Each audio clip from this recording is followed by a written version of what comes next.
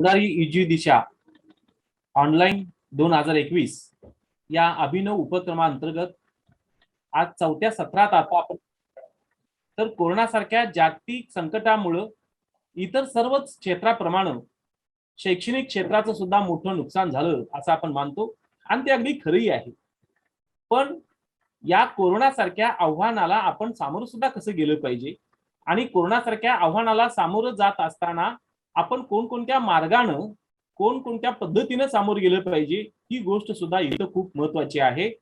आणि यासाठी संजय घोडावत युनिव्हर्सिटी प्रस्तुत पुढारी युजी दिशा ऑनलाईन 2021 या शैक्षणिक प्रदर्शनात आणि वेबिनार मध्ये आपण सहभागी होत आहात.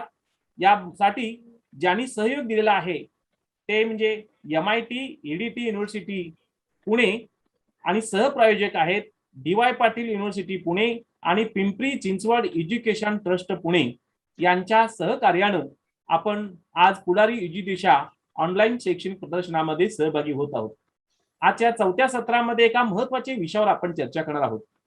विषय आहे IT मधील आणि आर्टिफिशियल इंटेलिजन्स डाटा अनालिसिस. या एका अतिशय महत्त्वाच्या विषयावर आपण चर्चा करणार आहोत की आजचं जग हे ITचं जग आपण म्हणतो, माहिती आणि तंत्रज्ञानाचं जग आणि माहिती आणि तंत्रज्ञानाचं युग असे आपण संबोधतो.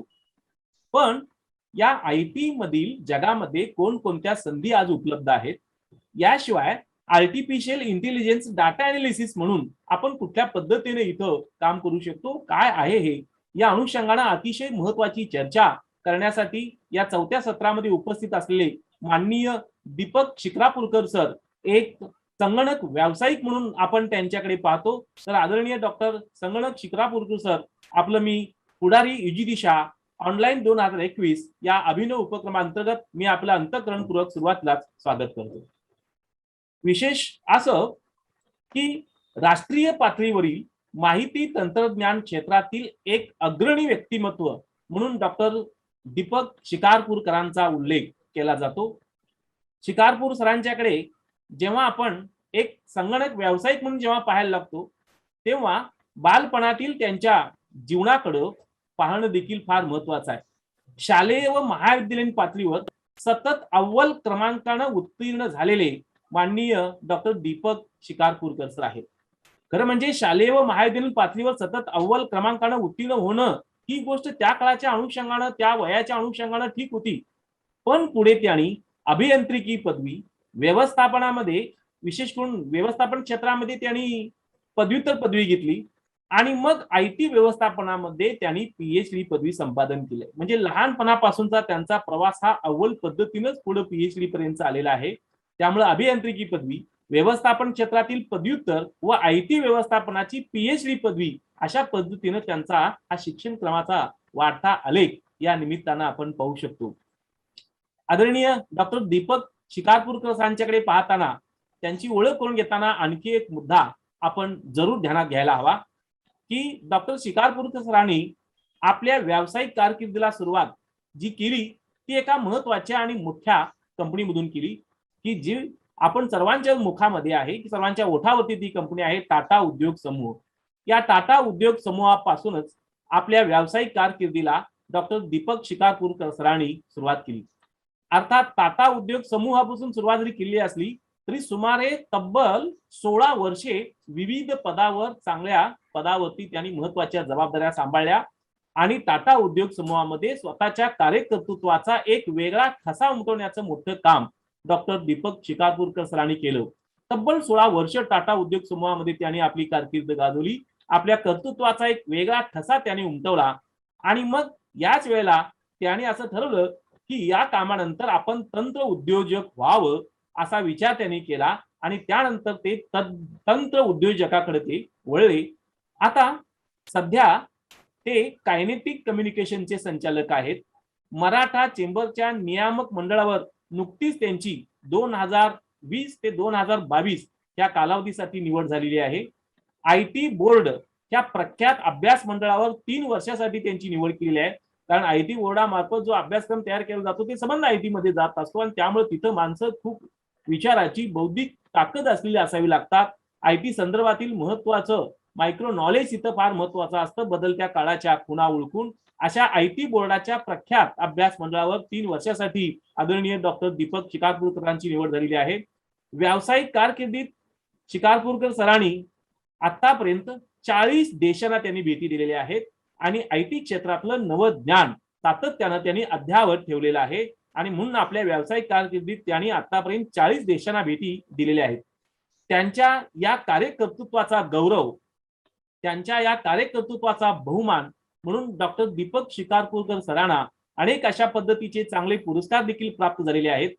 कॉस्मास पुरस्कार, वीर सावरकर, गोरा परांजपे, रेंगलर परांजपे, शंतनुराव किर्लोस्कर, सांगली भूषण, पर्वती पुण्यभूषण अशा एकापेक्षा एक अतिशय महत्वाच्या सन्मानाने आदरणीय डॉक्टर दीपक शिकारपूरकर सरांचा गौरव केलेला आहे. एक संगणक व्यावसायिकतेबरोबरच ग्रामीण आणि निमशहरी भागातील मराठी भाषिक नागरिकांसाठी आधुनिक तंत्रज्ञानाचा प्रसार हे महत्वाचं ध्येय डॉक्टर दीपक शिकारपूरकर सरांनी केलं आहे की मराठी माध्यमातला माणूस, मराठी भाषिक लोकांनी हे नवं तंत्रज्ञान स्वीकारणं गरजेचं आहे आणि काळाची पावलं ओळखून मराठी भाषिकांनी या नव्या तंत्रज्ञानाचा स्वीकार करण्यासाठी एका संगणक व्यावसायिकतेबरोबरच ग्रामीण व निमशहरी भागातील मराठी भाषिक नागरिकांसाठी आधुनिक तंत्रज्ञानाचा प्रसार झाला पाहिजे हे ध्येय डॉक्टर दीपक शिकारपूरकर सरांनी ठेवलंय आणि ते खूप महत्वाचं आहे. आपल्या मातीशी नाळ जोडून जगामध्ये आपल्या विचारांचा आणि कर्तृत्वाचा ठसा उमटवणारा डॉक्टर दीपक शिकारपूरकर सर यांचा उल्लेख करावाच लागेल. या डॉक्टर शिकारपूरकर सरांच्याकडे आणखी एका वेगळ्या दृष्टीनं सरांच्याकडे आपण पाहू शकतो. सरांनी या IT मध्ये काम करत असताना या अनुषंगानं तब्बल 41 पुस्तकांचं लेखन केलेलं आहे की जी पुस्तकं या IT क्षेत्राशी अद्ययावततेशी खूप संबंधित आहेत. या पुस्तकांच्या बरोबरच डॉक्टर शिकारपूरकर सरांनी अनेक या अनुषंगाने व्याख्यानं दिलेली आहेत. अनेक ठिकाणी कॉन्फरन्स, सिम्पोसिया या ठिकाणी बरोबरच समुपदेशनाचं सुद्धा कार्य डॉक्टर दीपक शिकारपूरकर सरांनी केलेलं आहे. अशी एक महत्वाची संगणक व्यावसायिक आणि संगणक तज्ञ म्हणूनही आपण सरांच्याकडे पाहूया. आपल्याशी भेटणार आहेत, आपल्याशी संवाद साधणार आहेत आणि विषय आहे IT मधील संधी, आर्टिफिशियल इंटेलिजन्स डाटा अनालिसिस या अनुषंगानं आपल्या सर्वांची आदरणीय डॉक्टर दीपक शिकारपूरकर सर संवाद साधणार आहेत. पुनश्च एकदा मी डॉक्टर शिकारपूरकर सरांचं अंतःकरणपूर्वक स्वागत करतो आणि आमच्या दर्शकांशी आणि आमच्या या विद्यार्थ्यांची, त्यांच्या पालकांशी सुसंवाद साधावा अशी विनंती करतो. धन्यवाद.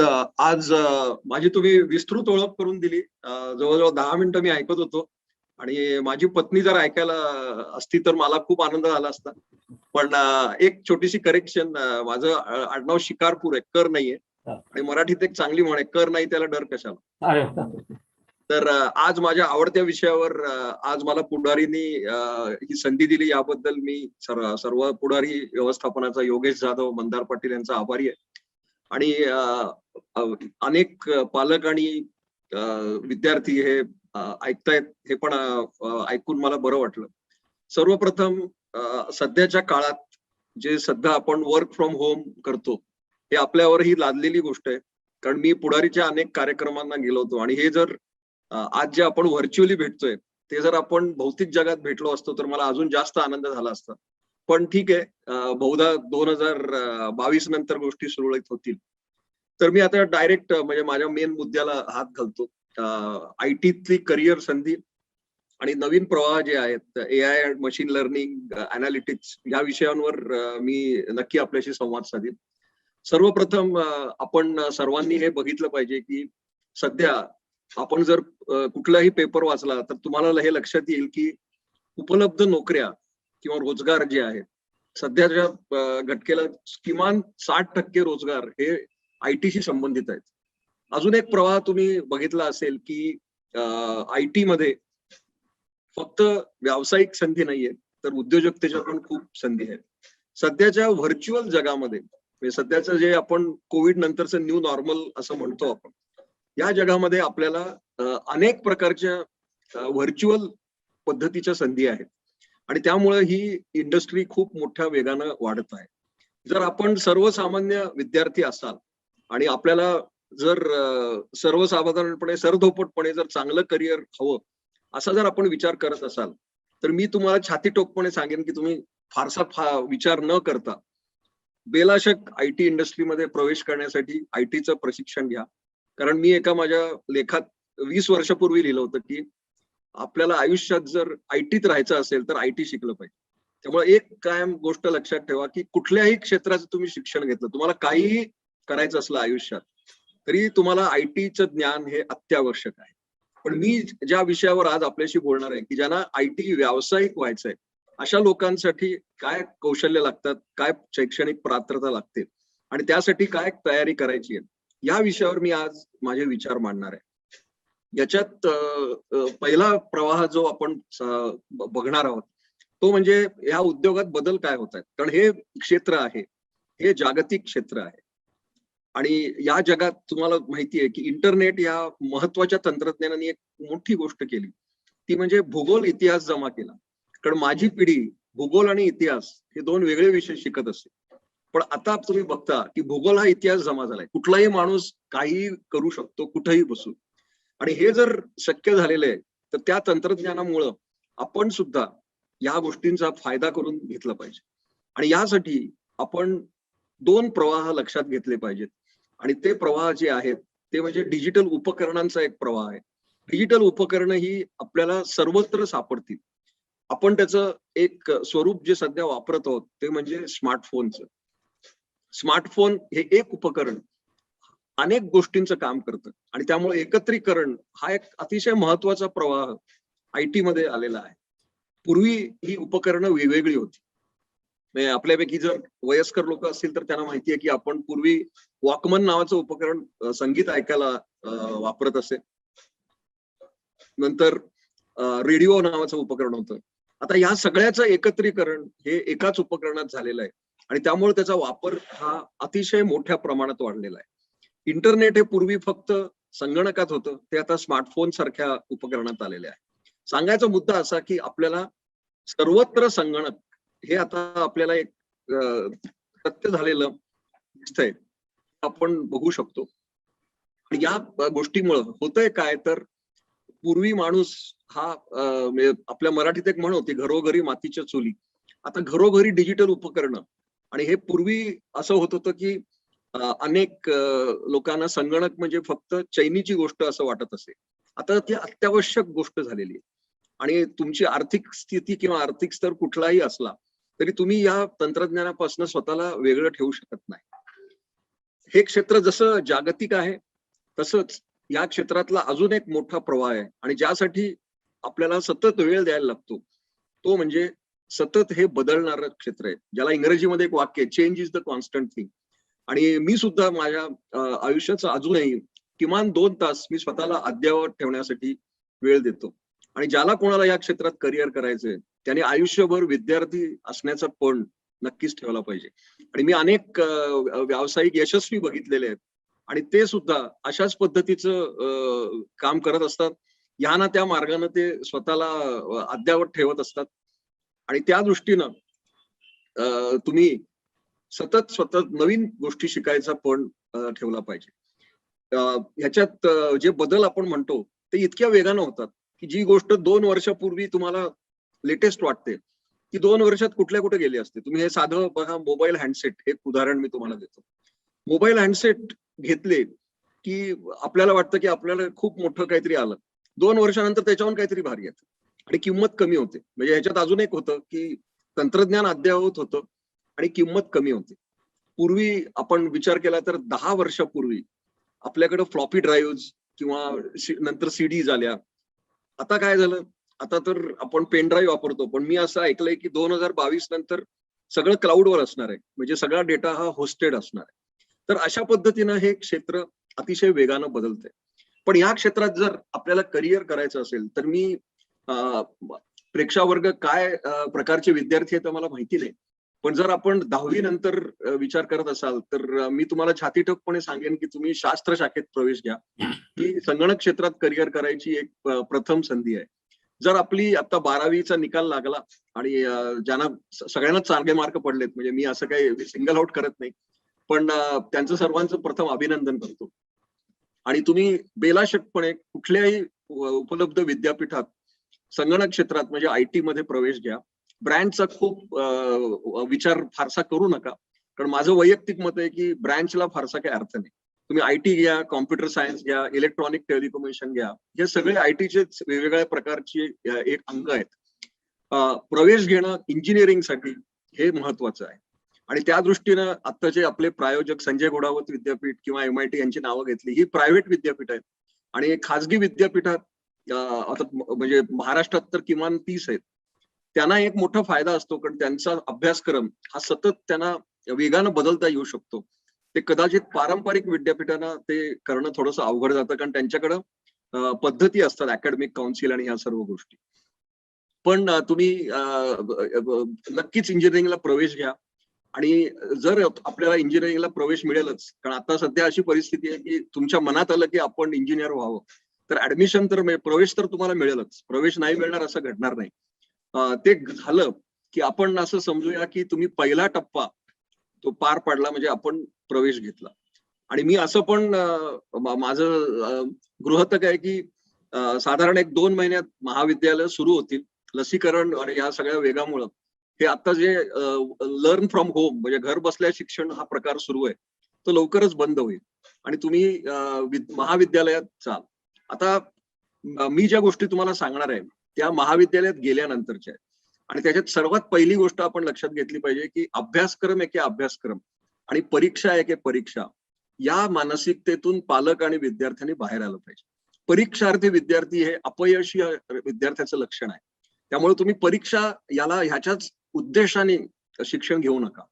आणि त्या दृष्टीनं समीकरण मी असं मानतो कायम की ज्ञान, कौशल्य, कार्यानुभव आणि तुमचं ऍटिट्यूड, म्हणजे तुम्ही ज्या पद्धतीनं वागता, या सर्व गोष्टींचा विकास तुम्हाला उरलेल्या 4 वर्षात करायचा. आणि त्या दृष्टीनं तुम्ही जर कौशल्य वृद्धी हा जर आपला मंत्र ठेवला, तर तुम्ही नक्कीच कुठल्याही क्षेत्रात जाल तिथं वर याल. कारण ज्ञान, माहिती आणि कौशल्य याच्या फरकासाठी मी एक कायम साधं उदाहरण देतो. आणि ते एका फळाचं आहे, आणि त्या फळाचं नाव आहे टोमॅटो.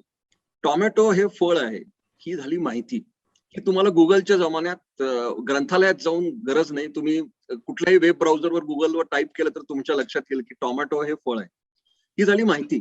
पण जरी ते फळ असलं तरी फ्रूट सॅलेड करताना टोमॅटो वापरायचं नाही, याला म्हणतात ज्ञान. आणि ते येतं अनुभवानं. आणि ही कुठली तरी अनुभवी व्यक्ती तुम्हाला सांगते की असं करू नकोस. आता तुम्हाला माहिती आणि ज्ञान याच्यातला फरक कळला. आता कौशल्य म्हणजे काय, तर फ्रूट सॅलेड करता येणं याला म्हणतात कौशल्य. कौशल्य ही गोष्ट अशी आहे की जी कार्यानुभव घेतल्यावरच येते. आणि त्या दृष्टीनं इंटर्नशिप हा एक अतिशय उत्कृष्ट प्रकार महाविद्यालयीन शिक्षणात असला पाहिजे.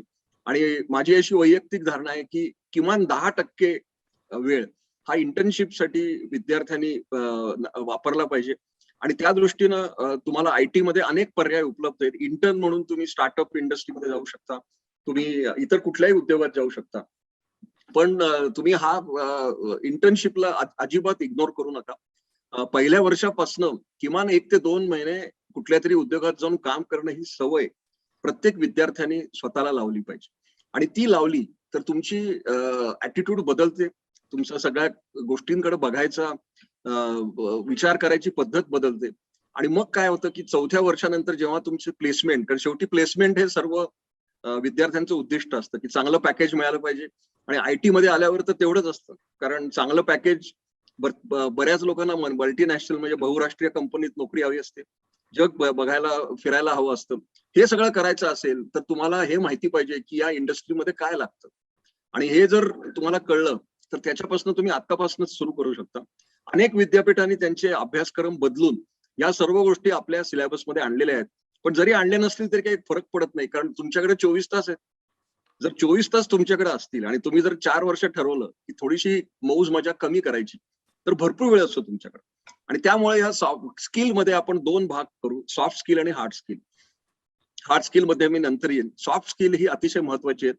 कारण मी असं बघितलेलं आहे की किमान 70% विद्यार्थी त्यांना सगळं येत असतं पण बोलता येत नाही, या एकमेव कारणासाठी त्यांची प्लेसमेंट होत नाही.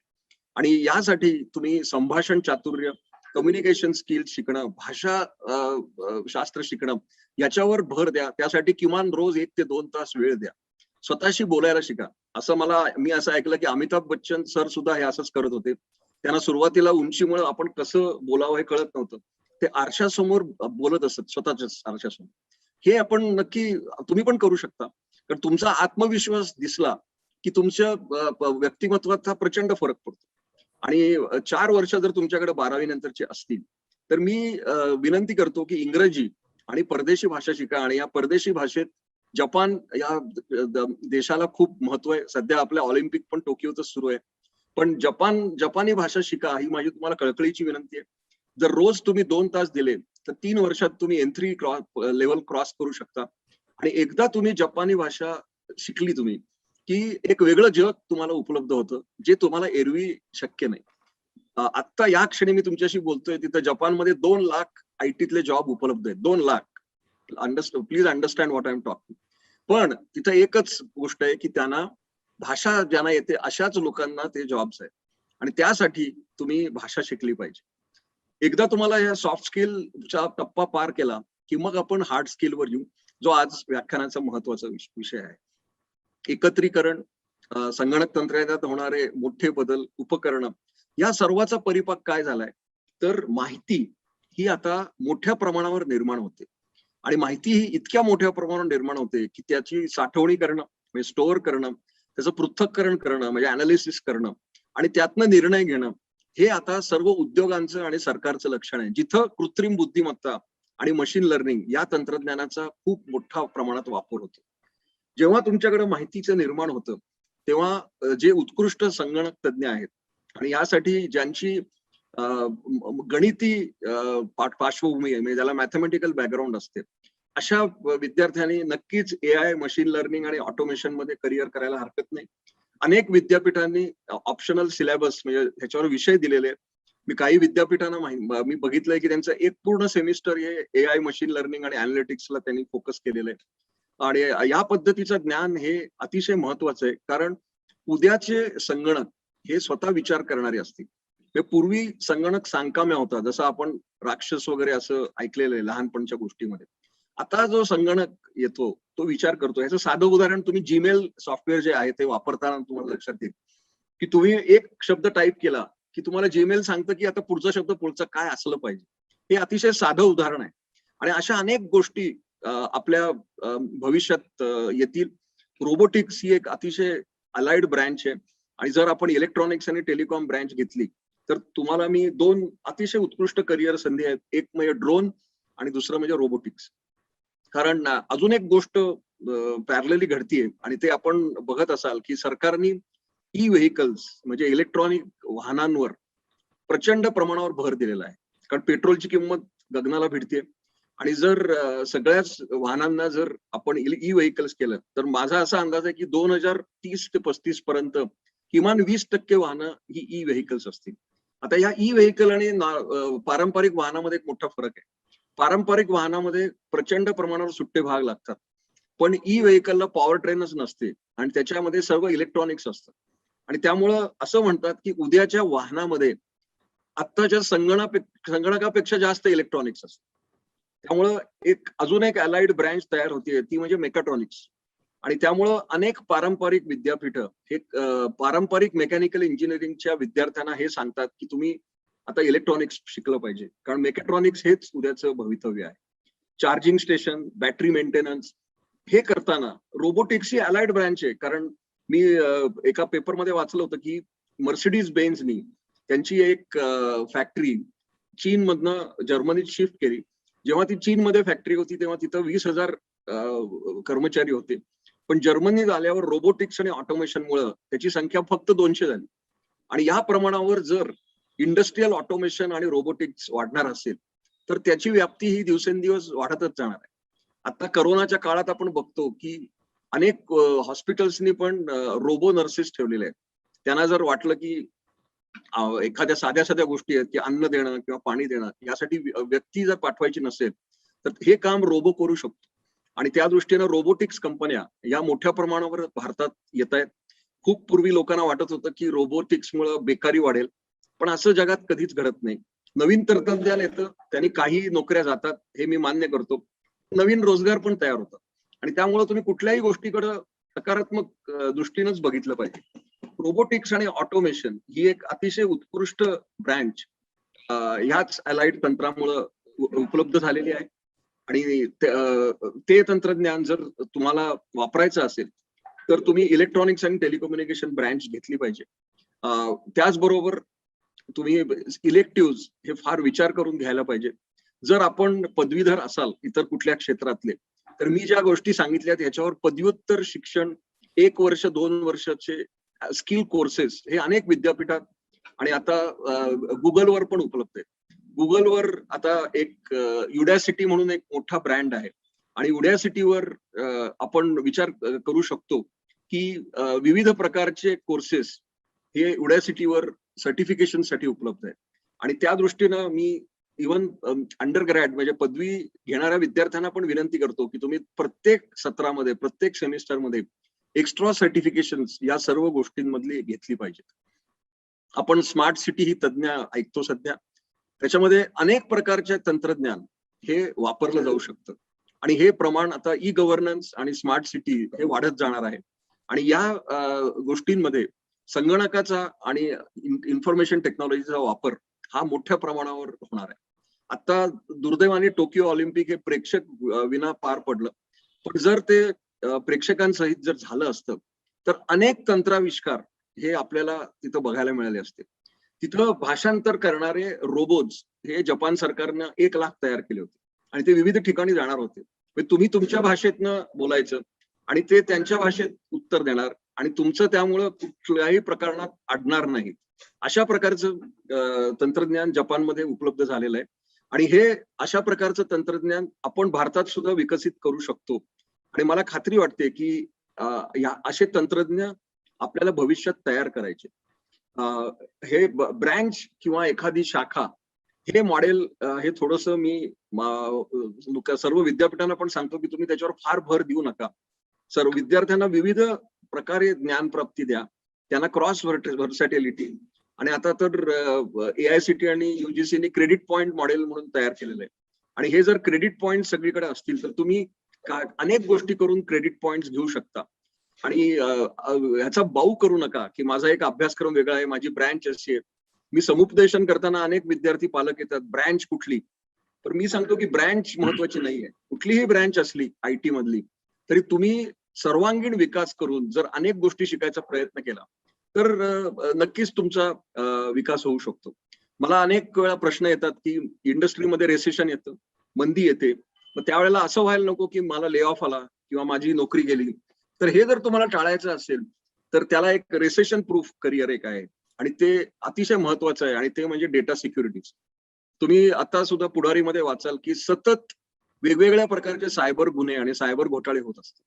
आता हे टाळण्यासाठी हजारोंच्या संख्येने सायबर सुरक्षा तज्ञ हे आपल्याला देशाला लागणार आहे आणि त्या दृष्टीनं हे IT मधलं एक अतिशय महत्वाचं करिअर आहे. सायबर सुरक्षा हे तुम्ही सिलेबस प्रमाणे शिकू शकता. आणि जर आपण पदवीधर असाल तर पदव्युत्तर क्षेत्रात जर आपलं कॉम्प्युटर सायन्स किंवा BTech झालं असेल तर मी तुम्हाला अतिशय स्ट्रॉंगली रेकमेंड करतो की तुम्ही सायबर सिक्युरिटी मध्ये करिअर करायचा प्रयत्न करा. कारण ह्याच्यात रोजगार हा फक्त IT कंपन्यांमध्ये नसतो, तर अनेक युजर कंपन्या, सरकार, पोलीस खातं आणि अशा अनेक ठिकाणी हे सायबर सुरक्षा तज्ञ लागतात. नेटवर्किंग, रिमोट इन्फ्रास्ट्रक्चर मॅनेजमेंट हे एक अजून एक मोठ्या प्रमाणावर करिअर उपलब्ध आहे. आपण बघितलं असेल की या लॉकडाऊन नंतर डिजिटल उपकरणांची विक्री ही अतिशय वेगानं वाढली. म्हणजे 2019 ह्या वर्षात जेवढी भारतात उपकरणांची विक्री झाली याच्यापेक्षा 2020 या सालामध्ये 25 ते 30% वाढ झाली. म्हणजे तेवढ्या प्रमाणावर लॅपटॉप विकले गेले, स्मार्टफोन्स विकले गेले, टॅब्स विकले गेले, इतर सर्व प्रकारची उपकरणं ही विकली गेली. आता ही उपकरणं ही काही माणसासारखी नसतात, ती बिघडतात आणि प्रत्येक उपकरणाला किमान 1 ते 2 वेळा काहीतरी सर्व्हिस कॉल लागतो. आणि त्या दृष्टीनं उद्योजकतेसाठी सुद्धा मी लोकांना रेकमेंड करतो. पण तुम्हाला जर करिअर करायचं असेल तर सिक्युरिटीज बरोबरच नेटवर्किंग, हार्डवेअर मेंटेनन्स हे पण एक अतिशय शाश्वत करिअर आहे आणि त्याच्या तुम्ही अतिशय गांभीर्याने विचार करा. जर तुम्हाला फॉल्ट फाइंडिंग हे जर तुम्हाला लहानपणापासून अनेक मुलं असतात की जी एळणी मोडलेली जोडतात, अशा प्रकारचं जर तुम्हाला ज्ञान असेल तर तुम्ही हार्डवेअर क्षेत्रात आणि इलेक्ट्रॉनिक क्षेत्रात नक्कीच करिअर करू शकता आणि त्याचं शिक्षण घ्या. कारण आपला शेजारी किंवा आपला मोठा भाऊ काय शिकला ह्याच्यामुळं तुम्ही स्वतःचे निर्णय शिक्षणाचे त्याच्यावरनं घेऊ नका. कारण या क्षेत्रात असं पण असतं की 2 वर्षापूर्वी जे घडलं ते करिअर. साधं उदाहरण मी देतो की एक काळ असा होता की जावा प्रोग्रॅमर्स हे भारतामधलं अतिशय उत्कृष्ट करिअर होतं. आता जी परिस्थिती आहे की ऑटोमेशनमुळेच ह्या नोकऱ्या आता प्रोग्रॅमिंगच्या कमी होत गेल्या आणि आता प्रोग्रॅमर्स काय लागतात तर ऍप डेव्हलपर्स लागतात. आणि ऍप डेव्हलपर कारण स्मार्टफोन इंटरफेस असते त्यामुळं पारंपरिक प्रोग्रामिंगला कोणी कोडर्सना कोणी विचारत नाही आणि तुम्हाला काय पाहिजे तर ऍप डेव्हलपमेंट लागतं. आता हे ऍप डेव्हलपमेंट तुम्हाला करता येते का तुम्ही स्वतःला उत्तर शिका आणि ते जर तुम्हाला करता येत नसेल तुम्ही तुमच्या जुन्या ज्ञानाचा काहीही उपयोग नाही. आणि हे जर होत असेल तर तुम्ही हे प्रवाह पण बघितले पाहिजे आणि मोबाईल ऍप डेव्हलपमेंटच्या फॅक्टरीज छोट्या प्रमाणावर सर्वत्र झाल्या पाहिजेत. कारण असे अनेक उद्योग आहेत की ज्यांचे पारंपरिक प्रोग्राम्स त्यांना हे मोबाईल एनेबलिंग करायचे. म्हणजे खूप पूर्वी मी बघितलं की कोबोल टू युनिक सी असं 20 वर्षापूर्वी लोक कन्व्हर्जन करून देत असत. अशाच प्रकारे कन्व्हर्जन हे अशा पद्धतीनं घडणार आहे. तर हे ज्ञान पण तुम्ही घेतलं पाहिजे. हे झालं सगळं फाउंडेशन. या सर्व गोष्टी तुम्हाला यायला लागल्या की मग नंतरचा जो प्रश्न येतो की मशीन लर्निंग आणि AI या क्षेत्रात आपल्याला काय संधी आहेत तर संधी खूप आहेत. कारण हे क्षेत्र खूप वेगानं वाढत चाललेलं आहे. आर्टिफिशियल इंजिन्स म्हणजे विचार करणारे संगणक हा एक खूप पूर्वी विचार अनेक लोकांनी केला होता पण तो आता हळूहळू सत्य आलेला आपण बघत आहोत. हा प्रवाह पुढच्या 8 ते 10 वर्षात वाढत जाईल. या क्षेत्राचं ज्ञान घेतलं तरी फक्त AI शिकून काही लागत नाही होत नाही. तुम्हाला हार्डवेअर किंवा अनालिटिक्स ही ब्रँच त्याच्या बरोबर लागते. कारण त्याशिवाय ते मी असं म्हणतो की ते इनकम्प्लीट आहे आणि जर ते इनकम्प्लीट असेल तर फक्त AIचा असा काही उपयोग नाहीये. पण तुम्ही नक्कीच या ब्रँचचा सिरियसली विचार करू शकता. जर आपण BE ला प्रवेश घेतला तर 4th इयरला तुम्ही नक्कीच AI स्पेशलायझेशन करायचा विचार करू शकता. फक्त AI आणि मशीन लर्निंग ह्या गोष्टी एकत्र शिका. त्या वेगवेगळ्या शिकू नका. कारण ते सगळ्या गोष्टी ज्या आहेत त्या इंटरलिंक्ड आहे. नंतरचा माझा मुद्दा आहे तो म्हणजे तुम्ही ज्या प्रवाहात आपण उद्योजकतेचं बोलतो पूर्वी म्हणजे 20व्या शतकात ज्या व्यक्तीकडे भांडवल होतं तीच व्यक्ती उद्योजक होऊ शकत होती. आता ती परिस्थिती बदललेली आहे. जर आपल्याकडे चांगल्या कल्पना असतील आणि त्या मांडायची म्हणजे प्रेझेंटेशन करायची जर तुमच्यात कॅपॅबिलिटी असेल तर अनेक विद्यार्थी हे स्वतःचे उद्योग फायनल इयरला किंवा 3rd इयरला असताना सुरू केलेले आहेत.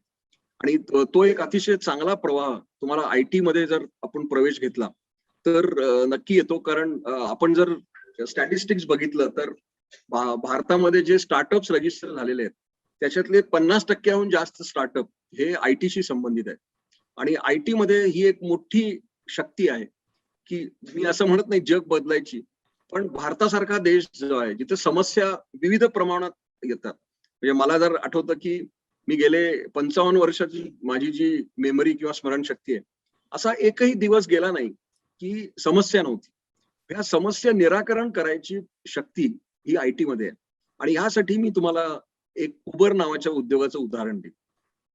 सुमारे 8 वर्षापूर्वी 2 अमेरिकन अभियंते पॅरिसमध्ये एका ठिकाणी गेले होते आणि रात्री 2 वाजता ते त्या ठिकाणाहून बाहेर पडले. ते कुठलं ठिकाण आहे ते मला विचारू नका कारण मुद्दा त्याचा नाहीये. मुद्दा आहे की ते रात्री 2 वाजता बाहेर पडले आणि त्यांना टॅक्सी मिळाली नाही. टॅक्सी मिळाली नाही म्हणून ते रस्त्यावर उभे होते.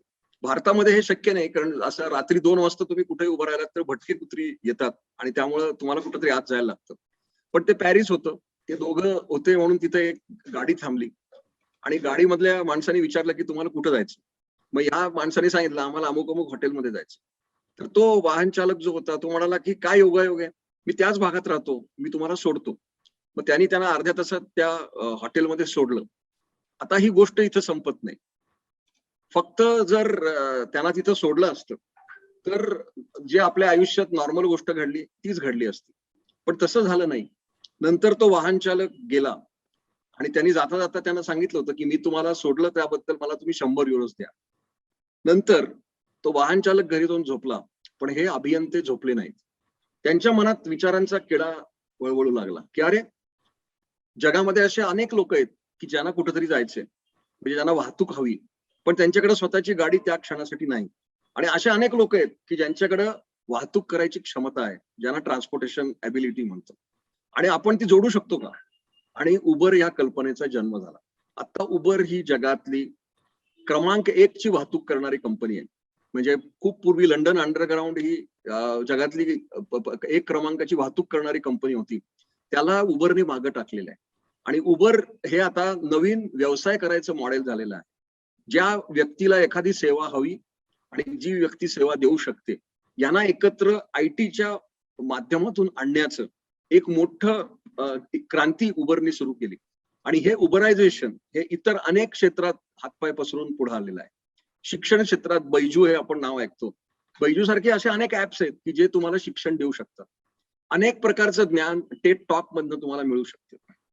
आणि जे उबरने सिद्ध करून दाखवलं, त्याच धर्तीवर इतर अनेक ऍप्स अभिनव पद्धतीनं आली आणि ती लोकांना सेवा देतात. अशा पद्धतीच्या अभिनव कल्पना कुठल्याही विद्यार्थ्याच्या मनात येऊ शकतात. पण तुम्ही समस्या तुम्हाला दिसली की त्याचे निराकरण करायची क्षमता, आणि जर त्याच्यात आधुनिक तंत्रज्ञानाचा जर वापर आपण प्रभावीपणे केला, तर एखादा नवीन उद्योग उभा राहू शकतो. आपला देश शेतीप्रधान आहे, शेतीशी संबंधित अनेक समस्या आहेत, त्यांचं अनेक प्रकारचं निराकरण हे आपल्याच उद्योजकांनी केलेलं आहे. मी एक उद्योगाचं प्रेझेंटेशन बघितलं की ज्याने SMS च्या माध्यमातून मोटर बंद करायचं तंत्रज्ञान सुरू केलं होतं. तर मी तुम्हाला सांगायचा मुद्दा असा की हे ज्ञान जे तुम्ही IT क्षेत्रात मिळवाल, त्याचं ऍप्लिकेशन म्हणजे ते तुम्ही व्यवहारात कसं आणणार, याचे अनेक पर्याय तुमच्याकडे उपलब्ध आहेत. आणि हे सध्या आपण वर्क फ्रॉम होम सर्वच लोक करतो, आणि IT उद्योग हे हा प्रवाह बहुतेक भविष्यात पण नक्कीच वापरणार आहे बहुशांशी. त्यामुळे तुम्ही कुठेही असाल तरी तुम्ही तिथं बसून संगणक उद्योगात प्रवेश करू शकता. यासाठी लागणारे ज्या तांत्रिक गोष्टी आहेत त्याची मी तुम्हाला माहिती दिलेली आहे. आणि आपण जर वारंवार अशा पद्धतीनं चर्चा केली किंवा माझ्याशी तुम्ही संपर्कात राहिलात, तर मी तुम्हाला अजून पण जास्त गोष्टी सांगू शकतो. पण या गोष्टीचा वापर आपण आपली मोठी स्वप्न बघण्यासाठी आणि ती त्याची अंमलबजावणी करण्यासाठी करावी, अशी मी तुम्हाला विनंती करतो. स्वप्न बघताना ती छोटी बघू नका. कारण नोकरीच करायची मला आणि चांगली पॅकेज पाहिजे, ही मानसिकता अनेक पालकांची आणि विद्यार्थ्यांची असते. पण त्यांचा ओढा जर कुठल्या तरी वेगळ्याच क्षेत्रात असेल, तर तुम्ही त्याला मारू नका. म्हणजे ह्या दृष्टीनं मी तुम्हाला एक उदाहरण देतो. मी 15 वर्षापूर्वी एका कॉलेजमध्ये प्रमुख पाहुणा म्हणून गेलो होतो. आणि ते कॉलेज होतं रामराव अधिक इन्स्टिट्यूट ऑफ टेक्नॉलॉजी, नवी मुंबईचं. आणि तिथं आमच्या कॉम्प्युटर सोसायटी ऑफ इंडियाची स्टुडंट ब्रँचचं उद्घाटन झालं. त्याचे प्राचार्य कुलकर्णी सर होते. त्यांनी सांगितलं की आमच्या कॉलेजमधले 5 टॉपर्स आहेत, त्यांचा आपण सत्कार करू. मग मी प्रत्येक सत्कारार्थी विद्यार्थ्याला विचारत होतो की तू आता पुढे जाऊन काय होणार. तर इतर 4 विद्यार्थ्यांनी मला अपेक्षित उत्तरं दिली. मी अमुक अमुक कंपनीत मला नोकरी मिळाली. पण एका विद्यार्थ्यांनी मला उत्तर दिलं की नाही, मला संगीत क्षेत्रात करिअर करायचंय आणि मी जरी IT शिकलो असेल तरी मला संगीत नक्कीच करायला आवडेल. मग मी आणि कुलकर्णी सरांनी त्याला सांगायचा प्रयत्न केला की अरे, तू चांगल्या मार्कांनी पास झालेला आहेस, तर तू संगीताला छंद म्हणून बघ त्याच्याकडं. पण तो म्हणाला, ठाम होता तो मुलगा. तो म्हणाला नाही, मला संगीत क्षेत्रातच करिअर करायचं. 12 वर्षानंतर मला कुलकर्णी सर भेटले आणि म्हणाले की दीपक, तुला तो मुलगा आठवतो? तो शंकर महादेवन आहे. शंकर महादेवन, ज्याला आपण उत्कृष्ट गायक आणि संगीतकार म्हणून ओळखतो, हा एक ब्रिलियंट IT इंजिनियर आहे. मी त्याला परत एकदा पुण्यात भेटलो होतो, तेव्हा मी त्याला या गोष्टीची आठवण करून दिली. तर त्यांनी मला काय सांगितलं की मी जरी IT क्षेत्रात करिअर नाही करू शकलो, तरी मी जे त्या काळात शिकलो त्याचा वापर मी संगीतात करतो. कारण संगीतामध्ये एडिटिंग, फ्युजन आणि ह्या सगळ्या गोष्टी इतके डिजिटल झालेल्या आहेत की पूर्वीचं जे संगीत होतं तो प्रवाह पण आता हळूहळू बदलत चाललेला आहे. आणि डिजिटल आर्ट हे एक नवीन करिअर आहे. आपण जरी आर्टिस्ट असाल, तर तुम्ही बघता की VFX तंत्रज्ञान किंवा अॅनिमेशन आणि गेमिंग हे केवढ्या प्रमाणात वाढलेलं आहे. मोबाईलवर गेम खेळणं ही अनेक विद्यार्थ्यांची किंवा अनेक लोकांना ते आवडतं. हे गेम डेव्हलपर्स, माझं असं वैयक्तिक मत आहे की हे आता जे पाश्चात्य गेम्स आपण आणतो, तर आपण भारतीय संस्कृती आणि भारतीय माहितीप्रमाणे जर असे कोणी गेम्स विकसित केले आणि त्याच्या माध्यमातून जर आपण ज्ञान दिलं, कारण शेवटी कसं आहे की एज्युटेनमेंट हा शब्द महत्वाचा आहे. पूर्वी एज्युकेशन आणि एंटरटेनमेंट म्हणजे शिक्षण आणि मनोरंजन ही दोन वेगळी क्षेत्र होती. आता त्याचं एकत्रीकरण होऊ शकतं का? कारण शिक्षण द्यायचे माध्यम सुद्धा आता बदलत चाललेले. पूर्वी चॉक अँड टॉक म्हणजे एक शिक्षक येईल, तो 45 मिनिटाचं लेक्चर घेईल, मग तुम्ही फळ्यावर लिहा, मग काढा, हे स्वरूप जे आपण बघतो ते आता वेगानं बदलत चाललेलं आहे.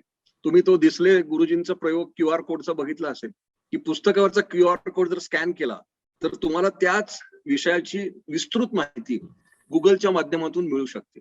आता हा एक छोटा प्रयोग झाला. अशा प्रकारचे अनेक प्रकारचे तांत्रिक प्रवाह शिक्षण क्षेत्रात माहिती तंत्रज्ञान आणत आहे आणि ज्या ज्या क्षेत्रात आपण हे आणत आहोत त्याच्यामध्ये जास्तीत जास्त ऍप्स लागतील, जास्तीत जास्त प्रॉडक्ट लागतील आणि इथंच निर्णय घ्यायची क्षमता जेव्हा संगणक स्वतः प्राप्त करतो तेव्हा तिथं आपण म्हणू शकतो की कृत्रिम बुद्धिमत्ता आता इथं आली. आणि या दृष्टीनं अजून एक आपण बघतो, आपल्यापैकी किती लोकांना माहिती आहे मला माहिती नाही, बेजिंग शहरात 4 लाख सीसीटीव्ही कॅमेरे आहेत असं कोणीतरी मला सांगितलं. कारण चीनमध्ये काय घडतं हे बाहेर कळत नाही, पण त्यांच्याकडे सर्व्हिलियन्स हे अतिशय मोठ्या प्रमाणात आहे.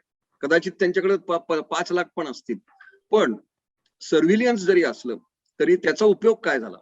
आता तुमच्याकडे एवढे कॅमेरे आहेत, आता काय केलं की अलिबाबा म्हणून एक उद्योग होता जॅक माचा, त्यांनी 1.5 वर्षापूर्वी एक सॉफ्टवेअर डेव्हलप केलं.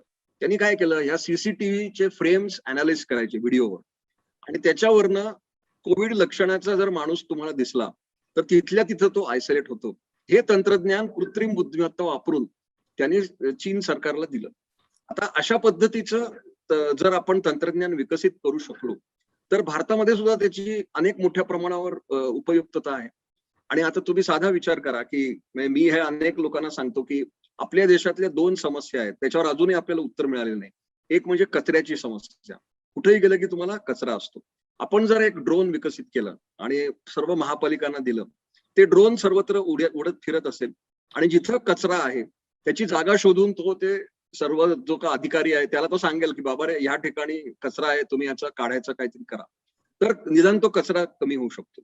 दुसरं तंत्रज्ञान जिथं ड्रोनचा खूप मोठा वापर होऊ शकतो तो म्हणजे सुरक्षेचा. कारण आपल्या देशामध्ये अनेक प्रकारचे गुन्हे घडतात, बलात्कार होतो, चोरीमारी होते. जर एखादी व्यक्ती एकटीच चालली असेल तर एखादा सर्व्हिलियन्स ड्रोन ते लोकेट करू शकतो आणि जवळच्या पोलीस ठाण्याला सांगू शकतो की अमुक अमुक ठिकाणी एक व्यक्ती चाललेली आहे, जर ती महिला असेल तर त्याच्यावर जास्त आपण भर दिला पाहिजे. आणि तिथं मग बीट मार्शल जाऊन एखादा गुन्हा घडायच्या आधी तो गुन्हा टाळू शकतील आणि त्या एकट्या व्यक्तीचं समुपदेशन करून त्यांना जिथं हवं तिथं नक्की आपण पाठवू शकतो. सांगायचा मुद्दा असा की हे मशीन लर्निंग किंवा आर्टिफिशियल इंटेलिजन्स हे तंत्रज्ञान जर आपण शिकलात तर त्याचा व्यावहारिक वापर हा करायची भारत ही एक फार मोठी बाजारपेठ आहे. कारण आपल्या देशातल्या समस्या एवढ्या मोठ्या आहेत आणि त्याचं निराकरण आपण फक्त हाडामांसाचे मानव करू शकणार नाही. प्रत्येक समस्येवर आपण विचार केला आणि त्याच्यावर जर कुठलं तरी उत्पादन विकसित केलं तर नक्कीच चतुर संगणक हे त्याच्यावर अनेक प्रकारे निराकरण करू शकतील.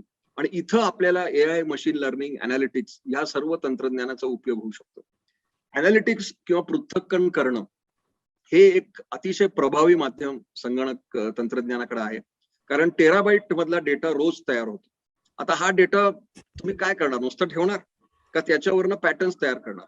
तर एंटरप्राइज म्हणजे उद्योगांमध्ये असे लोक लागतात, मॅनेजमेंट कन्सल्टिंग कंपनीज मध्ये लागतात की हा डेटा अनालाइज करून त्याचे पॅटर्न्स आपण म्हणजे प्रवाह करायचे. मग मार्केट रिसर्च किंवा कस्टमर रिलेशनशिप मॅनेजमेंट या सर्व गोष्टींमध्ये त्याचा वापर आपण करू शकतो.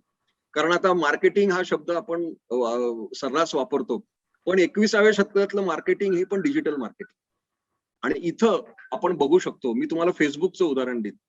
फेसबुक आणि व्हॉट्सअप ह्या एकाच उद्योगाच्या कंपन्या आहेत. माझ्या मित्रांचा एक आलेला अनुभव सांगतो की आम्ही एक आमच्या माजी विद्यार्थ्यांचा ग्रुप होत आहे आणि आमची एक व्हॉट्सअपवर चर्चा चालली होती आणि एका मित्रांनी विचारलं की कॅमेरा कुठला चांगला आहे सध्या घ्यायला. हे आम्ही फक्त चॅट सुरू झाली आणि दुसऱ्या मिनिटापासून आमच्या सर्वांच्या फेसबुक प्रोफाईलवर कॅमेऱ्यांच्या जाहिराती सुरू झाल्या. याला म्हणतात डिजिटल मार्केटिंग. आता हे या उदाहरणात तुम्हाला काय कळलं, तर एक माहिती तुम्हाला कळली की एक समूह कुठला कॅमेरा घ्यायचा ह्याच्यावर चर्चा करत होता. हा डेटा किंवा ही माहिती व्हॉट्सअपला मिळाली. मग व्हॉट्सअपने फेसबुकला कळवलं त्यांचीच उपकंपनीला की ह्या ग्रुपमधल्या लोकांना कॅमेराची गरज आहे. मग फेसबुक कडे ज्या कॅमेरा कंपनीने मार्केटिंग बजेट दिलं होतं त्या कंपनीच्या ऍडव्हर्टाइजमेंट तिथे यायला लागल्या. आता हा मोठा प्रवाह आपण बघू शकतो. आणि इथं बघू शकता तुम्ही की AI, machine learning, digital marketing हे सर्व एकमेकांना पूरक गोष्टी आहेत. आणि जर आपल्याला ह्या गोष्टी प्रत्यक्षात आणायच्या असतील तर ह्यातल्या काही गोष्टी तर आपण शिकल्याच पाहिजे. आणि म्हणून मी कायम म्हणतो की जर आपण मॅनेजमेंट मध्ये समजा MBA करणार असाल तर विदाऊट डिजिटल मार्केटिंग तुम्हाला तुमच्या MBA ला काही अर्थ नाही, कारण तोच उद्याचा प्रवाह आहे. आता तुम्ही बघता की सर्व वर्तमानपत्र तुम्हाला डिजिटली पण तुम्ही जगात कुठेही वाचू शकता. त्या वर्तमानपत्रातनं माहिती तुम्हाला मिळू शकते. आणि जर हळूहळू कागद आपल्या दैनंदिन जीवन पद्धतीतनं कमी होत असेल तर या डिजिटल साठ्यांचं काय करायचं? या डिजिटल साठ्यातनं पृथक्करण करणं, त्याच्यावरनं निर्णय घेणं, त्याच्यावरनं काही प्रवाह करणं आणि मग एक सर्वात मोठी ब्रँच जी आपल्यासारख्या देशाला त्याचा खूप उपयोग आहे आणि त्या ब्रँचचं नाव आहे प्रेडिक्टिव्ह अनालिटिक्स. प्रेडिक्टिव्ह अनालिटिक्स म्हणजे काय? तर उपलब्ध माहितीचं पृथक्करण करून मागं घडलेल्या गोष्टींच्या प्रवाहांवरनं किंवा त्याच्यावरनं काही निष्कर्ष काढून उद्या काय घडणार आहे याचा एक निष्कर्ष काढून तो उद्योगाला किंवा सरकारला दिला तर त्या ब्रँचचं नाव आहे प्रेडिक्टिव्ह अनालिटिक्स. आणि त्यामुळं हे आपण नक्कीच त्याचा वापर होऊ शकतो. पण असे प्रेडिक्टिव्ह अनालिटिक्स करणारे हजारोंनी जास्त पृथक्करण करणारे अभियंते उद्योगाला आणि सरकारला लागतील. याचं साधं आपण बघतो की सध्या आरोग्य क्षेत्र म्हणजे हेल्थ केअर हे अतिशय मोठं क्षेत्र आहे. आता तुम्हाला जर वाटत असेल की हेल्थ केअर मध्ये फक्त डॉक्टर्स किंवा आरोग्य कर्मचारीच लागतील तर असं नाही. त्याच्यामध्ये डिजिटल हेल्थ केअर हा एक मोठा प्रवाह आहे. आपण जर लोकांचा हेल्थ डेटा, त्यांचा विम्यांचा इन्शुरन्स डेटा हा जर घेतला आणि त्याच्यावरनं पृथक्करण केलं तर कुठल्या व्यक्तीला काय आजार होऊ शकतो याचं पृथक्करण हे करणारी सॉफ्टवेअर्स आहेत उपलब्ध. म्हणजे अमेरिकेमध्ये असं म्हणतात की IBM वॅटसन नावाचं सॉफ्टवेअर आहे की जो तुम्हाला लिगल ऍडवाइस देतो. त्यामुळे अमेरिकेमध्ये वकिलांची नोकरी ही धोक्यात आलेली आहे, कारण ते सॉफ्टवेअर जर वापरलं तर तुम्हाला वकिली सल्ला अतिशय माफक किमतीत आपोआप मिळू शकतो. अशाच प्रकारचे फिजिशियन्स आणि अनालिटिक्स करणारे सॉफ्टवेअर अमेरिकेत उपलब्ध आहेत. भारतामध्ये कमी आहेत पण ती इकडे सुद्धा येऊ शकतील की ज्याच्यामध्ये रोग्यांनी आपण कॅमेरा वापरून आपला डेटा द्यायचा.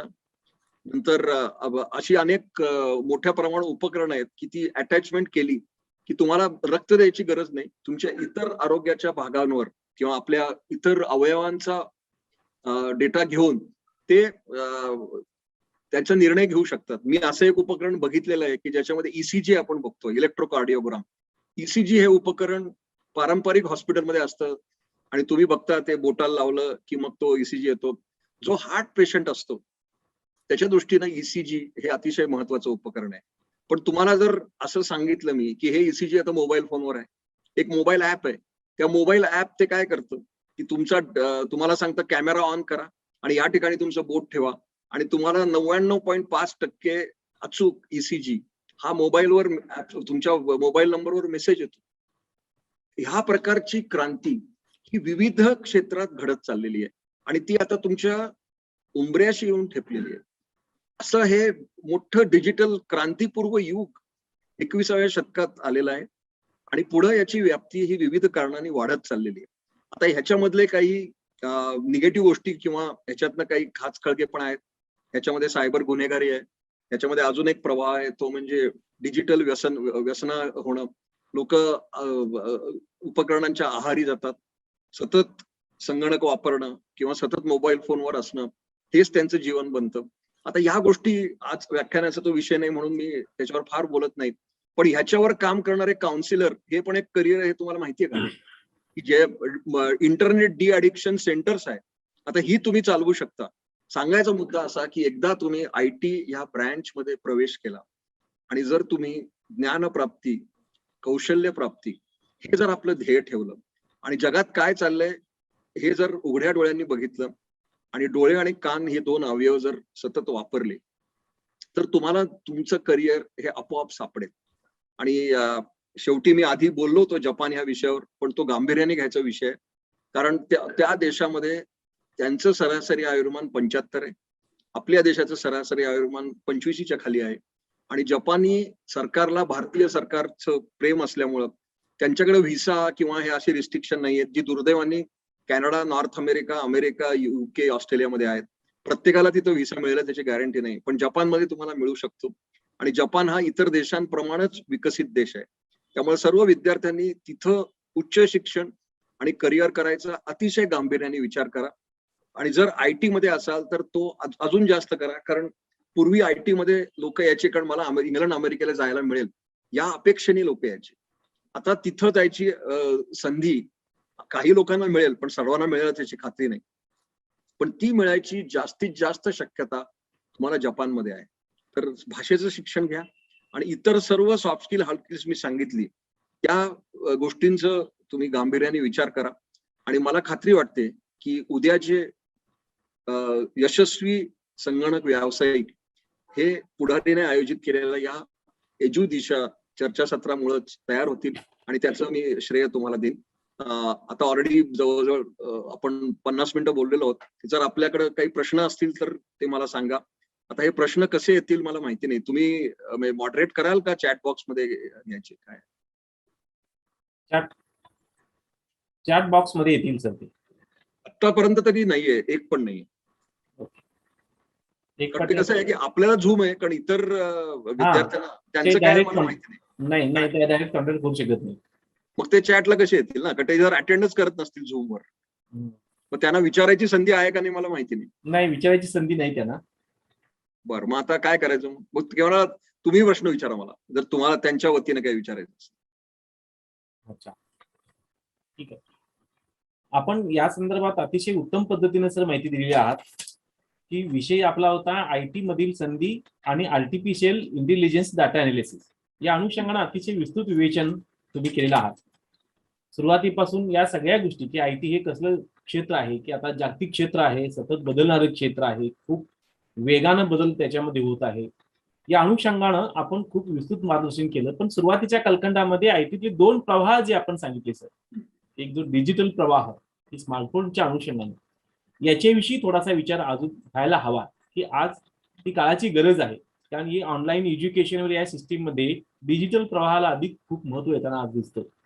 आणि या डिजिटल प्रवाहाचा परिणाम सकारात्मक पद्धतीने आपण घेतलेला आहे, बरं का. पण आज शाळा कॉलेजच्या बाबतीमध्ये काही एक थोडासा वेगळ्या पद्धतीनं परिणाम त्याच्यावरती होतो की मुलं अभ्यासाशिवाय इतर काही गोष्टी बघत असतात. ते स्वाभाविक आहे बघणं वगैरे, पण याबरोबर अधिकाधिक डिजिटल प्रवाहाकडे सकारात्मक दृष्टीने कसं पाहता येईल याच्याविषयी थोडंसं विद्यार्थ्यांच्या मध्ये अवेअरनेस येणं गरजेचं आहे. या अनुषंगाने आपण जर थोडं बोलला तर अधिक चांगलं होईल. एक तर मी सांगू इच्छितो की ही डिजिटल शिक्षणाचे जे आता आपण बघतो हे आपल्यावर लादलं गेलेलं आहे. अच्छा, हे अचानक आलं, हे काही कुणी व्हॉलेंटरीली म्हणजे असं झालेलं नाही. आणि माझं असं वैयक्तिक मत आहे की पारंपरिक शिक्षण पद्धती जिथं विद्यार्थी आणि शिक्षक हे एका क्लासरूम किंवा आपल्या खोलीमध्ये एकत्र येतात आणि वर्गात भेटतात, ही पद्धतीच योग्य आहे. कारण घराच्या बाहेर मुलं जातात. कारण शेवटी काय शिक्षण म्हणजे फक्त शाळेत जाऊन मुलं फक्त पुस्तकी ज्ञान घेतात का, तर त्याचं उत्तर नाही असं आहे. त्याच्या इतर अनेक गोष्टी आहेत. कारण human is a social animal. आपण एक सामाजिक नातेसंबंध असतात आपले. आपण इतर लोकांच्याकडनं शिकतो, आसपास घडणाऱ्या घटनांकडनं शिकतो. त्यामुळे हे जे लर्न फ्रॉम होम आहे त्या मॉडेलमधनं आपण जितक्या लवकर बाहेर पडू ते आपल्यावर उपकार होतील. आणि त्या आता जे आपण म्हणतात समस्या की डिजिटल उपकरण नाहीत, मला असं वाटतं की आपल्या शिक्षण मंत्र्यांनी आजच मी वाचलं पुढारीमध्ये की 17 ऑगस्ट पासून बहुतेक शाळा सुरू होतील काही ठिकाणी तरी. त्यामुळं मी आधीच माझ्या व्याख्यानात म्हणणार होतो की 2022 पासून सर्व गोष्टी सुरळीत होतील याच्यावर माझा ठाम विश्वास आहे. अजून 4 महिने आहेत, कारण आता शक्यतो युवा पिढीला पण लसीकरण होईल. त्यामुळं आपण आता हे डिजिटल युगात शिक्षण आणणं या गोष्टीवर भर देण्यापेक्षा ब्लेंडेड लर्निंग हे बघितलं पाहिजे. आणि ज्याला मी एक शब्द दिलाय त्याचं नाव आहे फिजिटल, फिजिकल प्लस डिजिटल. म्हणजे आता काय या न्यू नॉर्मल मध्ये ह्या आपल्याला लर्न फ्रॉम होम या तंत्रांमुळे एक नवीन गोष्ट कळली की जगातला कुठलाही शिक्षक तुम्हाला शिकवू शकतो. ही एक सकारात्मक गोष्ट झाली. बरोबर. आणि विद्यार्थी कुठेही बसून शिकू शकतो. त्यामुळं त्यातला काही भाग हा आगामी शिक्षण पद्धतीत तसाच राहील. म्हणजे 100% क्लासरूम किंवा वर्गातलं शिक्षण हे कधी होणार नाही. बरोबर. मे बी 80-20, 70-30 असं होईल. आणि जरी तुम्ही शाळेत किंवा महाविद्यालयात गेलात तरी 20 ते 30% शिक्षक तुम्हाला व्हर्च्युअली शिकवू शकतील. आता हा त्यातला सकारात्मक गोष्ट आहे. पण तुम्ही लक्षात घ्या की पूर्वी आम्ही हायर एज्युकेशनच्या बाबतीत मी काय म्हणायचो की उद्योगामधले शिक्षक ज्यांना प्रॅक्टिकल नॉलेज आहे त्यांनी विद्यार्थ्यांना शिकवलं पाहिजे. आता ते लोक काही शिकवायला येणार नाहीत तुमच्याकडे, कारण ते त्यांचं काम धंदा करतायत. पण त्यांना जर आपण सांगितलं की तुम्हाला तिथं याची गरज नाही, तुम्ही आठवड्यातनं 2 तास फक्त या, तर ते अनेक लोक व्यावसायिक हो म्हणतील. आणि असे व्हर्च्युअल शिक्षण पद्धतीमध्ये विशेषतः अंडरग्रॅड म्हणजे 12वी नंतरच्या शिक्षण पद्धतीनं हे आत्मसात केले पाहिजे.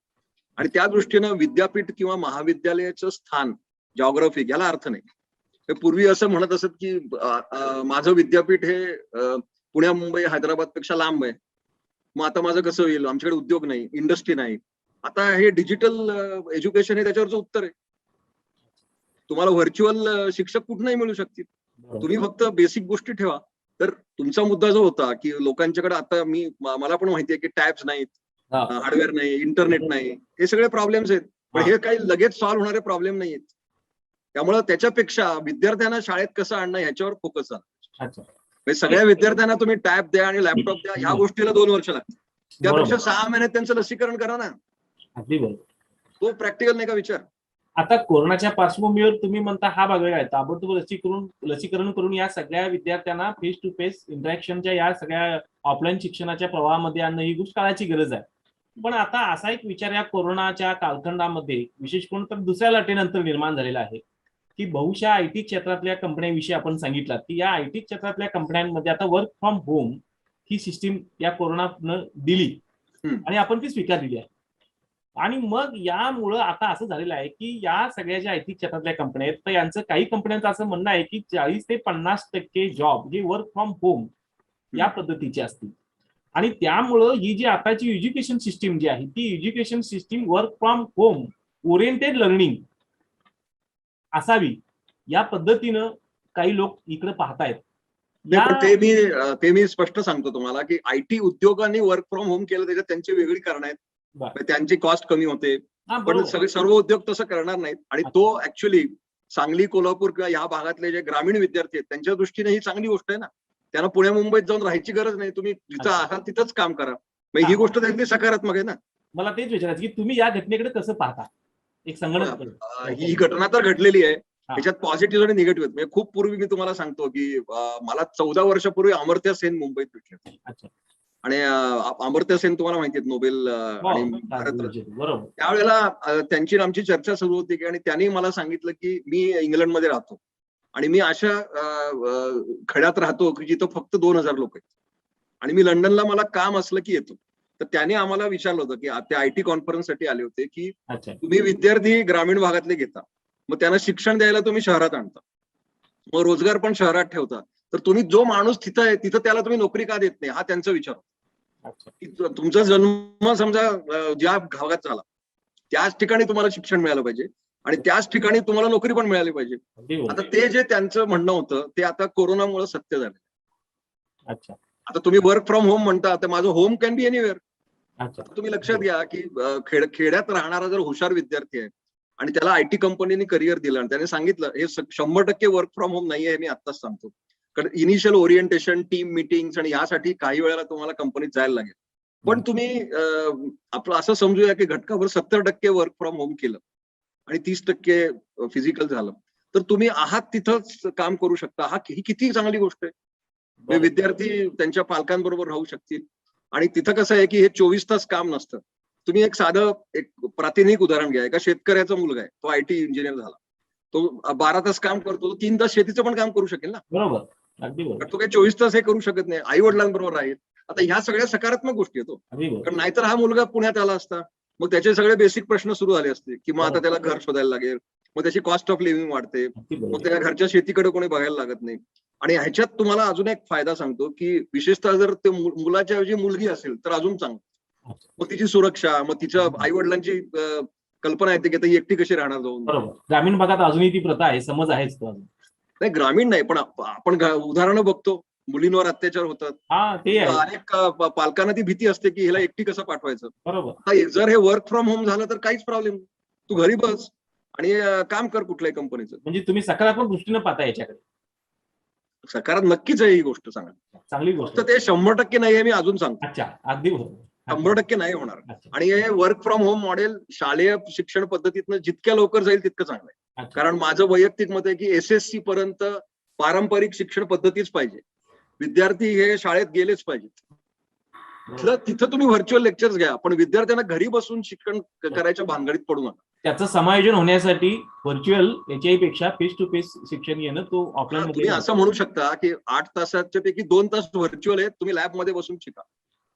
पण कसं आहे की तो मुलगा जेव्हा घराच्या बाहेर पडतो तेव्हा तो, मी तुम्हाला आधीच म्हणालो ना की शिक्षण ही अतिशय क्लिष्ट प्रक्रिया आहे. शिक्षण फक्त शिक्षक देतात असं नसतं. शिक्षण अनेक प्रकारे मिळतं. बरोबर. तुम्हाला अनुभवातनं मिळतं. तुम्हाला काय आसपास गोष्टी घडतात. आता तुम्ही जर ते अनुभवच त्यांचे शून्य केले शिक्षण घरात बसल्यामुळे, तर त्याचे व्यक्तिमत्व कसं विकास होणार हो? अगदी बरोबर. आणि व्यक्तिमत्व विकासात तुम्हाला रिस्क घ्यायला लागतात. आता तुम्ही साधी लक्षात घ्या गोष्ट की मुलगा जात असतो आणि त्याला रस्ता क्रॉस करायचा असतो. आता त्या एका घटनेमुळे त्याची मानसिकता होते की मी रिस्क घेऊ शकतो. बरोबर. त्याचा फायदा त्याला पुढे होतो आयुष्यात. दुसरी बरोबर. कुठली रिस्क घेऊ शकतो. पण तुम्ही जर त्याला रस्ता क्रॉस करायचं हेच शिकवलं नाही, कारण त्याच्यावर वेळच नाही आली, अगदी बरोबर. त्याला घरी बसून ठेवलं. अगदी बरोबर. नंतर शेवटी कसं आहे की खेळ हे पण खेळ आणि कला या 2 गोष्टी जे आहेत. बरोबर. प्रत्येक विद्यार्थ्यांनी कुठला तरी खेळ खेळला पाहिजे आणि एक बरोबर. तरी कला आली पाहिजे, हे माझं वैयक्तिक मत. अगदी म्हणजे बरोबर. तुम्ही पुस्तकीकडे ना कुणालाही बनवू नका. अगदी बरोबर. ठीक आहे, 60% पुस्तकीकडे ठीक आहे, पण 20% कला आणि 20% क्रीडा हे तर पाहिजेच. अगदी बरोबर. आरोग्याचा तुम्ही व्यायामच नाही केला तर आरोग्य कसं वाढणार? आता हेच सगळं तुम्ही कसं करणार लर्न फ्रॉम होम? यासाठी हे म्हणून तर शालेय शिक्षण पद्धतीमध्ये ते 100% तसंच झालं पाहिजे. बरोबर. हायर एज्युकेशन मध्ये थोडाफार प्रमाण इकडे होऊ शकतं. पण या सर्व गोष्टीकडे तुम्ही वेगळ्या प्रकारे बघितलं तर तुम्हाला त्यात चांगल्या गोष्टी आढळतील. अच्छा. एक महत्वाचा आणि शेवटचा प्रश्न साहेब, तुम्ही आतापर्यंत जे विवेचन केला त्या संदर्भातला, की आर्टिफिशियल तंत्रज्ञान या अनुषंगाने एक भाग तुम्ही सांगितला. त्याच्यामध्ये एक असा प्रश्न मी आपल्याला विचारतो की आर्टिफिशियल तंत्रज्ञान विकसित केलं तर भारतासारख्या देशाला त्याचा सर्वच बाबतीमध्ये खूप चांगला उपयोग होईल या अनुषंगाने असा एक निष्कर्ष आपल्या विवेचनामधून आला. करेक्ट. की आर्टिफिशियल तंत्रज्ञान विकसित केलं तर भारतासारख्या देशात त्याचा सर्वच बाबतीमध्ये खूप उपयोग होईल. मग या सर्वच बाबतीमध्ये विशेष करून आपण कचऱ्याची वगैरे उदाहरण दिली, ड्रोनच्या सहाय्यानं वगैरे असं. आता हे आर्टिफिशियल तंत्रज्ञान विकसित केलं तर याचा समाज जीवनाच्या सगळ्या क्षेत्रामध्ये उपयोग होईल, रोजगाराच्या अनुषंगाने होईल की आणखी कोणत्या कोणत्या गोष्टींच्या अनुषंगाने होईल? मी तुम्हाला आधीच सांगितलं की कुठलंही तंत्रज्ञान जेव्हा विकसित होतं तेव्हा काही लोकांचे रोजगार जातात. हे दरवेळेला घडलेलं आहे. म्हणजे तुम्हाला साधी गोष्ट सांगतो की रिक्षावाला आले तेव्हा टांगावाल्यांचा रोजगार गेला. मग त्या टांगावाल्यांनी मोर्चे काढले होते का की रिक्षा बंद करा म्हणून? आता जे टांगेवाले रिक्षा चालक झाले त्याला म्हणतो आम्ही ट्रान्झिशन. बरोबर.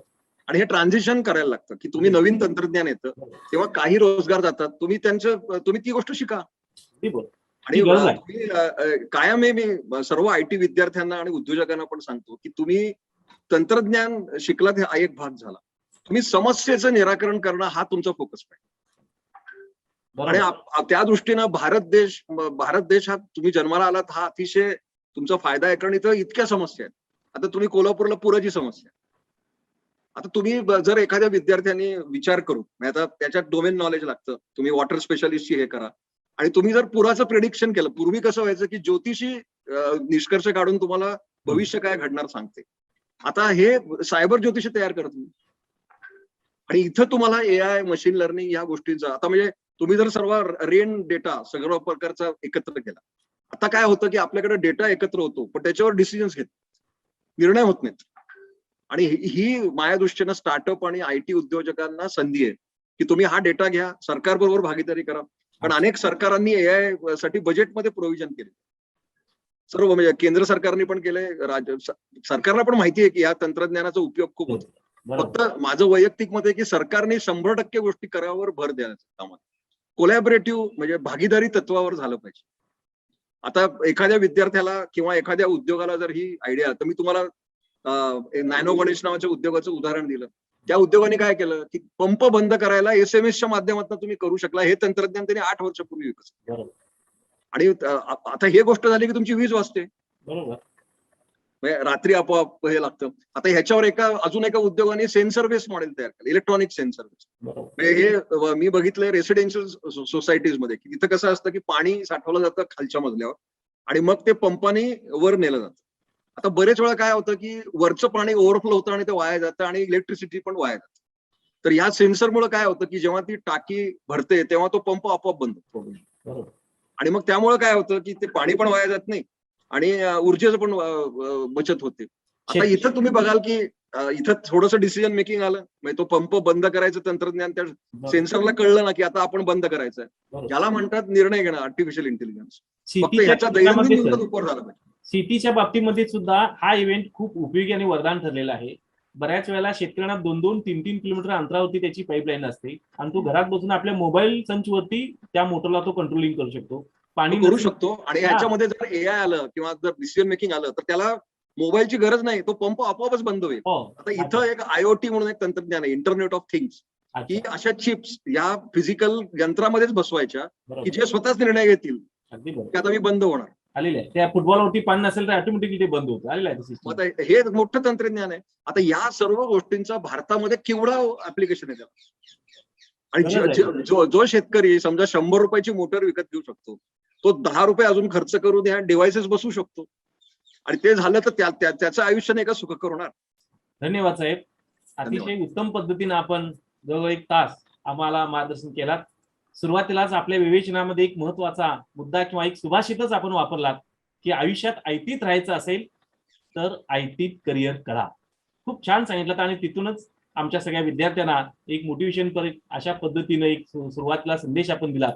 खरं तर आजचं जग हे आयटीचं जग आहे आणि आयटी हे जागतिक क्षेत्र आहे, सतत बदलणारं क्षेत्र आहे आणि खूप वेगानं बदल याच्यामध्ये होत आहेत आणि हे वेगानं होणारे बदल आपण स्वीकारलो पाहिजे, तरच आपण नक्की काळाबरोबर जाऊ. अतिशय सुंदर अशा पद्धतीचा आपण एक संदेश आपल्या या एकूणच विवेचनामधून आपण दिलेला आहात. आणि हे सगळं करत असताना या आमच्या विद्यार्थ्यांना आणखी एक गोष्ट तुम्ही महत्वाची सांगितलात की इंडस्ट्रीयल किंवा उद्योग समूहात जाऊन काम करणं हे फार महत्वाचं आहे. याची सवयी आपण लावून घेतली पाहिजे. नुसतंच तंत्रज्ञान म्हणून इथं बसून चालणार नाही, तर सुरुवातीच्या कालखंडामध्ये उद्योगात इंडस्ट्रीमध्ये आपण गेलं पाहिजे, उद्योग समूहात गेलं पाहिजे. सुरुवातीची 2-3 वर्ष आपण कशी काढली पाहिजेत आणि हार्डवर्कचा तो भाग आहे तो सुद्धा आपण या विवेचनामध्ये खूप चांगल्या पद्धतीने घेतला. कारण आजच्या या विद्यार्थ्याला या सगळ्याच गोष्टी माहिती आहेत असं नाही. प्लेसमेंट झाल्यानंतर मग त्या गोष्टीला लक्षात यायला लागतात. पण तत्पूर्वी आपण सांगितले विवेचन आमच्या 10वी-12वीच्या आता झालेले विद्यार्थी सुद्धा इथं सहभागी होत आहेत. आम्हाला नंतर ते कळतं कोण कोण होतं ते. तर त्यांना देखील ही गोष्ट खूप महत्वाची होती. आणि एक महत्वाचा भाग तुम्ही आपल्या या विवेचनामध्ये सांगितला की अगोदर स्वतःशी बोलायला शिका. कारण स्वतःशी जर आपण बोलायला शिकलो नाही तर आपला आत्मविश्वास वाढणार नाही. म्हणून स्वतःच्या क्षमता ओळखल्या पाहिजे, स्वतःला आपण शोधायला शिकलं पाहिजे, स्वतःशी बोलायला शिकलं पाहिजे. आणि हे करत असताना त्याबरोबर आणखी एक महत्वाची गोष्ट सांगितली की परदेशी भाषा, विशेष करून जपानीज भाषेवरचा समारोप देखील करत असताना आपण जपानीज भाषेच्या अनुषंगाने बोला की तुम्हाला चांगलं जर तंत्रज्ञान स्वीकारायचं असेल किंवा स्वतःला पुन्हा डेव्हलप करायचं असेल तर परदेशी जपानी, विशेष करून जपानी भाषा, इंग्रजी भाषा तुम्हाला आल्या पाहिजेत. बऱ्याच वेळा सर मराठी भाषेमधून हे तंत्रज्ञान विकसित झालं पाहिजे अनुषंगाने प्रयत्न करताना दुसऱ्या बाजूला या परदेशी भाषा सुद्धा शिकणं किती महत्वाचं आहे. हा बॅलन्स, हा समतोल तुम्ही खूप चांगल्या पद्धतीने या विवेचनामध्ये सांभाळलेला आहात. सायबर सिक्युरिटीचा हा एक रोजगारासंदर्भातला महत्वाचा भाग आपण सांगितला की बऱ्याच वेळा भविष्य कालखंडामध्ये या सायबर सिक्युरिटीच्या अनुषंगाने किती मोठा रोजगार किंवा करिअरचे किती मोठ्या संधी उपलब्ध होत आहेत याचीही जाणीव या आमच्या दर्शकांना उत्तम पद्धतीने करून दिलेली आहे. सॉफ्टवेअर बरोबर हार्डवेअर क्षेत्रात देखील चांगलं आपण कसं करिअर करू शकतो ही गोष्ट महत्वाची होती. बऱ्याच वेळा मुलं सगळी सॉफ्टवेअरकडे वळतात, पण सॉफ्टवेअरपेक्षा हार्डवेअर देखील हा भाग किती रोजगाराच्या दृष्टीने महत्वाचा आहे. प्रत्येक गोष्ट आपण त्याची पॉझिटिव्ह निगेटिव्ह किंवा प्रत्येक गोष्टीच्या दोन्ही बाजू अतिशय उत्तम पद्धतीने मांडत गेला. आर्टिफिशियल तंत्रज्ञानाच्या बाबतीत आपण बोललो आणि 21व्या शतकातील मार्केटिंग हे अधिक डिजिटल मार्केटिंग होत जाणार आहे आणि या डिजिटल मार्केटिंगच्या माध्यमातून आपल्याला रोजगार सुद्धा कसा मिळू शकेल याही अनुषंगाने आपण केलेलं भाष्य या नव्या पिढीला खरोखरच करिअरच्या नव्या वाटा चोखाळण्याच्या दृष्टीनं खूप महत्वाचं ठरणार आहे. याशिवाय प्रोडक्टिव्हिटीचं ब्रँच जे आहे त्या ब्रँच विषयी देखील शेवटी जे सांगितलेलं आहे ते खूप महत्वाचं आहे. जगात काय चाललंय हे उघड्या डोळ्यांनी पाहिलं पाहिजे. या अनुषंगाने आपण केलेला समारोप हा नव्या पिढीला नवी जाणीव करून देणारा, या नव्या तंत्रज्ञान जगाची, संगणक जगाची ओळख करून देणारा आणि त्याच्याविषयीचं सजग भान निर्माण करणार आहे की जगात काय चाललंय हे सातत्याने उघड्या डोळ्यानं आपण पाहत राहिलं पाहिजे. तरच आपण नवनवीन येणाऱ्या आव्हानांना चांगल्या पद्धतीने सामोरं जाऊ आणि करिअरच्या क्षेत्रामध्ये नक्कीच आपण यशस्वी होऊ. आणि हे होत असताना देखील मानवी मूल्य देखील जोपासण्यासाठी ऑनलाईन पेक्षा ऑफलाईन टीचिंग, अध्ययन, अध्यापन या गोष्टी सुद्धा किती महत्वाच्या आहेत. या सगळ्या गोष्टींच्या वरती आपण अतिशय उत्तम पद्धतीने प्रकाश टाकलात. पुढारी युजी दिशा ऑनलाईन 2021 अंतर्गत संजय घोडावत विद्यापीठ आणि याबरोबरच पुढारी युजी दिशा ऑनलाईन वेबिनार 2021 प्रदर्शन आणि वेबिनार या अभिनव उपक्रमासाठी ज्यांनी सहयोग दिलेला आहे त्या MIT आणि EDT युनिव्हर्सिटी पुणे, याबरोबरच जे सहप्रायोजक आहेत DY पाटील युनिव्हर्सिटी पुणे आणि पिंपरी चिंचवड एज्युकेशन ट्रस्ट पुणे, या सर्वांच्या वतीनं आदरणीय डॉक्टर दीपक शिकारपूर सरांचं मी अंतःकरणपूर्वक आभार मानतो. अनेक दर्शक देखील हा कार्यक्रम पाहतायत, त्यांचं देखील आम्ही अंतःकरणपूर्वक या ठिकाणी आभार मानतो आणि हे सत्र या ठिकाणी संपलं असं मी जाहीर करतो. धन्यवाद.